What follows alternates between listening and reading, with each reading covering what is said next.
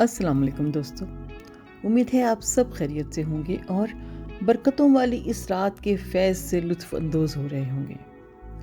چونکہ 21ویں شب ہے، لیلۃ القدر ہے، تمام شب عبادت میں گزری، پکانے کا وقت نہیں ملا، تو سوچا کیوں نہ برگرز آرڈر کر لیے جائیں۔ برگرز آ گئے اور ہم نے اس سے آج سحری کی ہے۔ کبھی کبھی روٹین سے ہٹ کے بھی بات ہونی چاہیے، تو ایسا ہمیشہ تو نہیں ہوتا لیکن آج ہوا۔ آئیں لیلۃ القدر کی اس خوبصورت رات کے بارے میں کوئی بات کرتے ہیں۔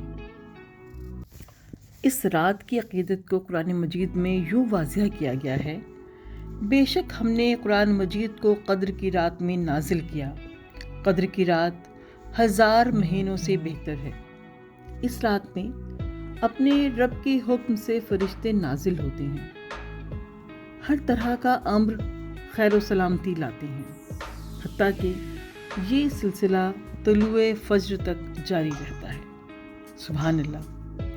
اللہ تعالیٰ ہمیں خیر و برکتیں سمیٹنے کی توفیق عطا فرمائے، آمین ثم آمین۔ دعاؤں میں یاد رکھیے گا، انشاءاللہ پھر ملیں گے، تب تک کے لیے اللہ حافظ، رب راکھا۔